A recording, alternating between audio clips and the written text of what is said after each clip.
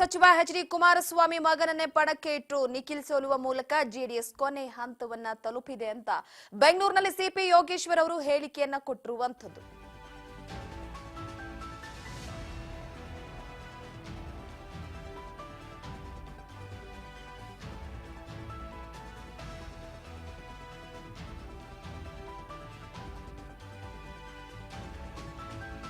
ಮಗ ಗೆಲ್ಲಬೇಕು ಅಂತಿದ್ರೆ ಮಂಡ್ಯದಲ್ಲಿ ನಿಲ್ಲಿಸಿ ಗೆಲ್ಲಿಸ್ತಾ ಇದ್ರು ಕುಮಾರಸ್ವಾಮಿ ಅವರು.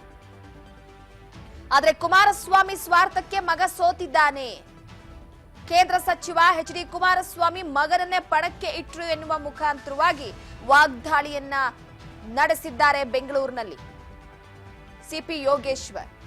ನಿಖಿಲ್ ಸೋಲುವ ಮೂಲಕ ಕೊನೆ ಹಂತ ತಲುಪಿದೆ ಜೆಡಿಎಸ್ ಎನ್ನುವ ಮುಖಾಂತರವಾಗಿ ವಾಗ್ದಾಳಿಯನ್ನ ನಡೆಸಿರುವಂತದ್ದು. ಚನ್ನಪಟ್ಟಣದ ಉಪಚುನಾವಣೆಯಲ್ಲಿ ನಿಖಿಲ್ ಕುಮಾರಸ್ವಾಮಿ ವಿರುದ್ಧ ಭರ್ಜರಿ ಗೆಲುವನ್ನು ಸಾಧಿಸಿರುವಂತಹ ಕಾಂಗ್ರೆಸ್ ಅಭ್ಯರ್ಥಿ ಸಿಪಿ ಯೋಗೇಶ್ವರ್ ಜನ ಎಚ್.ಡಿ. ದೇವೇಗೌಡರು ಮತ್ತು ಎಚ್.ಡಿ. ಕುಮಾರಸ್ವಾಮಿ ಅವರ ಸ್ವಾರ್ಥ ಮತ್ತು ಕುಟುಂಬ ರಾಜಕಾರಣದಿಂದ ಬೇಸತ್ತಿದ್ದಾರೆ. ದೇವೇಗೌಡರ ದೈತ್ಯ ಶಕ್ತಿ ಈಗ ಕ್ಷೀಣಿಸ್ತಾ ಇದೆ. ಸಾರ್ವಜನಿಕ ಹಿತಾಸಕ್ತಿಯಲ್ಲಿ ಅವರಿಗೆ ನಂಬಿಕೆ ಇಲ್ಲ ಮತ್ತು ಜನರಿಗೆ ಬಿಜೆಪಿ ಜೆಡಿಎಸ್ ಮೈತ್ರಿಯಲ್ಲಿ ವಿಶ್ವಾಸ ಇಲ್ಲ ಅಂತ ಒಂದು ಕಡೆ ಗುಡುಗಿದ್ದಾರೆ.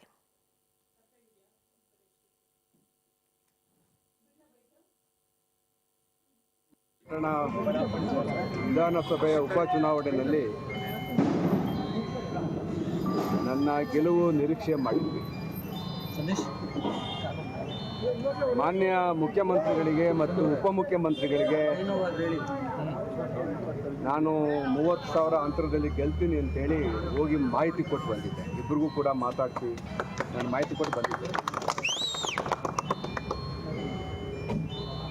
ನನ್ನ ನಿರೀಕ್ಷೆಗೆ ಹತ್ತಿರವಾದಂಥ ಗೆಲುವು. 1,000-2,000 ಹೆಚ್ಚು ಕಡಿಮೆ ಆಗ್ಬೋದು.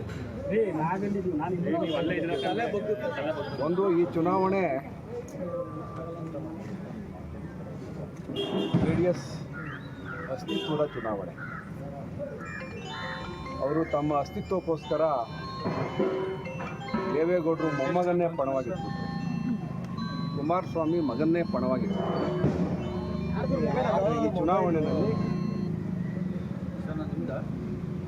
ನಿಖಿಲ್ ಕುಮಾರಸ್ವಾಮಿ ಸೋಲುವುದರ ಮುಖಾಂತರ ಆ ಪಕ್ಷ ಅಂತಿಮ ದಿನಗಳನ್ನು ಎಣಿಸ್ತಾರೆ ಅಂತ ಹೇಳಲಿಕ್ಕೆ ನಾನು ಘಂಟಾಘೋಷವಾಗಿ ಹೇಳಕ್ಕೆ ಇಷ್ಟಪಡ್ತೀನಿ. ದೇವೇಗೌಡರು ಅವರ ರಾಜಕೀಯ ಜೀವನದಲ್ಲಿ ಈ ಒಂದು ಸಂಧ್ಯಾಕಾಲದಲ್ಲಿ ಮೊಮ್ಮಗನ್ನ ಗೆಲ್ಸ್ಕೊಂಬರ್ತೀನಿ ಅಂತೇಳಿ ತೊಡೆ ತಟ್ಟಿ ಅವರು ಸಪ್ತ ಮಾಡ್ತಾರೆ.